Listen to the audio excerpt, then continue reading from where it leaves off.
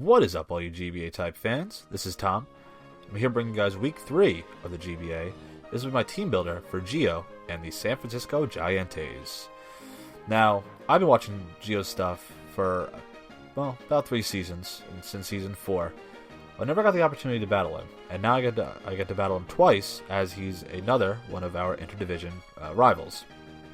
So just like last week with Cooper, we'll be keeping some things a secret, but otherwise we'll be going into depth about his team as well as my team, so let's jump right into it. First off, we have two of his primary threats being Conkeldurr and Salamence. While Conkeldurr is more of a bulky, harder hitting mon physically, Salamence can also be the setup mon as well as Geo's Z-mon. Conkeldurr, depending on what he wants to do with it, he can run enough speed to outpace my walls like Vaporeon and Porygon 2, but he could also be bulky enough to live hits from Thundurus or even Azelf.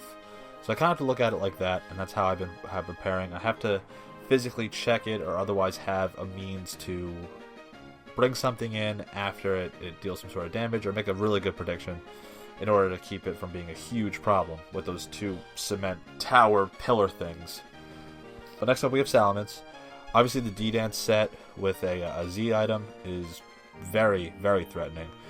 But also just overall kind of have to figure out if it does get out of hand, what do I do? Just remain in control with these two mons specifically. Next up we have Gengar. And while Gengar losing its Levitate ability makes it a little bit less threatening, I think a Scarf variant seems very likely this week, mostly because, with being base 110, he does fall short of my base 115s in Zydog and Azelf.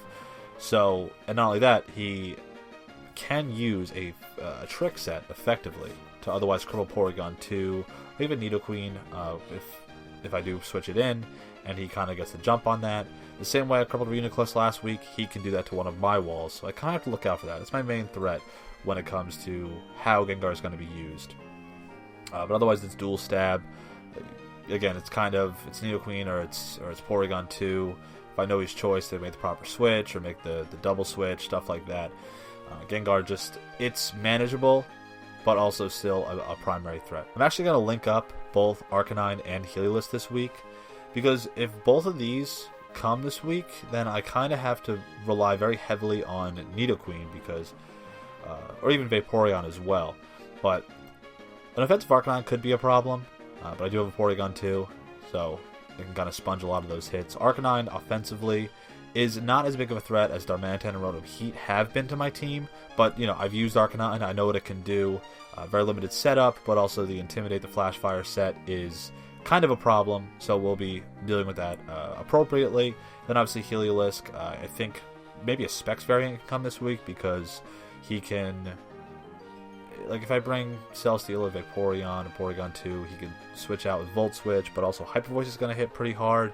He can run effective coverage and Hidden Power Ice. These top 5 are going to be his primary offensive threats in terms of preparation. He can go bulky offense in terms of Arcanine and Conkeldurr. He can go setup with Salamence, and then he can be more of a choice pivot with Gengar or Heliolisk. Obviously not pivot with Gengar, but you get my point.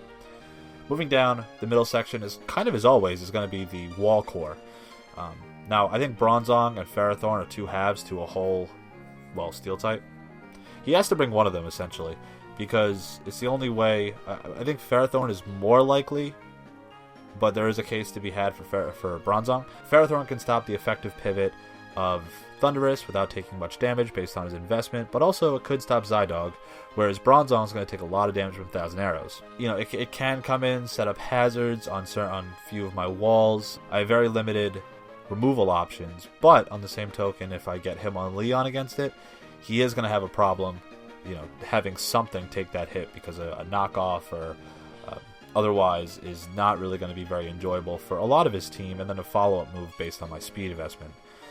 And then Tapu Fini, while it's a decent defogger, not having immediate recovery really does hurt it. It's a good fairy type, but I feel like it's not as good as people might think it is. Having Hydro Pump or Nature's Madness, I kind of suspect Nature's Madness, because the water plus the fairy coverage is pretty much hard checked by Nidoqueen and Vaporeon, and even Porygon 2. He can defog, he can taunt, he can do things like that, but him bringing it in it might slow down the battle on his end, where it may allow me to get some sort of switch into something that kind of has more initiative versus his team. But Feeney, Ferrothorn, Bronzong, I think all three of those are... I'm telling you, you're going to see two of them. Like, that's the bottom line. You're definitely going to see two of those, and I think you're going to see four of the top line. Now, moving down to the bottom line, not necessarily sure he's going to bring Aerodactyl as, you know, being... It's going to pad another electric weak mon. Same thing with Gyarados. Gyarados could be a problem with, like, Intimidate, but I have a very effective means of handling that, because if he runs the Intimidate set, he could otherwise take hits from Zydog, as well as Hitmonlee to an extent, but he's going to have a problem with other things on my team, and even it's just going to be a bigger electric weakness to his team overall. I can see the purpose to bringing Gyarados, but overall it's not as big of a problem as the top line. Finally, we have Umbreon. I do not think this is going to happen. It doesn't take physical hits if it's special. It doesn't take special hits if it's physical for things like the way he has to invest into Umbreon to make it work this week, and how if it isn't, he has to baton pass correctly and make sure he doesn't get, you know, locked in versus a Thundurus. Overall, it's going to be hard for him to use Umbreon. So I'm predicting Bronzong or Ferrothorn, top of Feeney. I think it's going to be Heliolisk, Gengar, Salamence, and probably Conkeldurr. That's what it seems likely to me. I think he has to get some real good offensive pressure on my team. He can't be too passive, just because I think we've seen that my team can create some sort of pressure against my opponent. And overall, I just think this matchup is very good. The fact that he doesn't have electric type, like overall immunity, it does certainly help Thundurus T's case. So, leading into that, we're going to go into my actual team. Now, looking at my team, we have, obviously, you aren't seeing Gardevoir's item, but you are seeing everything else's item. Mostly because it's pretty obvious. You know, Specs Thundurus pretty much makes sense for his team. It's going to be Volt Switch. It's going to have T-Bolt. Since it's not my Z-Mon, it's going to have Focus Blast to hit the Ferrothorn and the Bronzong. And I'm going to keep the fourth move kind of a secret. But this is just going to be max special attack, almost max speed to beat out the Salamence. And it's just going to be... If it comes in, he has to pick something to take big damage. If I make the right prediction, something's dead. So, Focus Blast, you know, if Ferrothorn's not in, I could click that. I don't think he's going to bring a Gengar in against my Thundurus, mostly because that's going to inhibit his offensive pressure against me. So, and then Conkeldurr, even if it is Assault Vest, is not going to be enjoying a max special attack, Specs, Thundurus, Stab, Volt Switch, or otherwise. So, next up, we're going to have Nidoqueen. This is going to have Black Sludge. It's going to be... Sludge Wave for Tapu Fini, that kind of makes sense. Flamethrower for both Bronzong and Ferrothorn. And then finally we're going to have Ice Beam, and that's going to ensure that Salamence doesn't come in and not take damage from the previous two moves, even though I know Sludge Wave is Stab. But Sheer Force as always, and obviously Stealth Rock because it's my only setter for hazards, but that hasn't been a problem yet, so I'm really not concerned about that. Also, this is going to be more of a defensive variant. I believe the purpose here is to take on hits from Arcanine and then hit it back even harder. And it's also going to be able to take some fighting hits from Conkeldurr. But that's pretty much its main role. But besides that, it's going to be mainly a defensive wall. Doesn't have a lot of special defense investment because it doesn't need to. Aster. And now we go into my special defensive wall, and that's going to be a Porygon 2. This is going to be Bolt Beam, Stab, Recover. Typical Porygon 2, but this is going to have Trace. Now, Trace is nice because if he does bring any of his three Intimidators, give me that Intimidate back to you, and that makes that thing a lot less threatening. Think about it like this. Salamence comes in, has the Intimidate something, tries to set up with D-Dance to then use its Draconium or its Flynium. Well, if it's at minus, or if it's at neutral and it uses it, Porygon 2 lives, and I could either kill it with an Ice Beam, or I could otherwise recover, and then he's burned pretty much his trump card, right? Think about that with Arcanine. It can close combat, but it's not going to enjoy taking a Tri-Attack.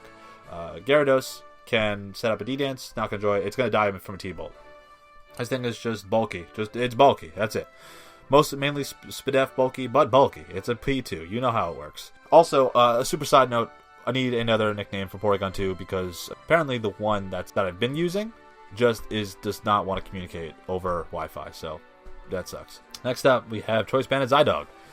1,000 Arrows, Outrage, E-speed. Last moves are going to be a secret, but pretty much max speed because I'm outpacing a Gengar, and then max attack, and then a little bit of bulk. But this thing, whenever it gets in, it gets to go for 1,000 arrows, something is going to die. If Ferrothorn is mainly Spadef, it's going to take a lot of damage.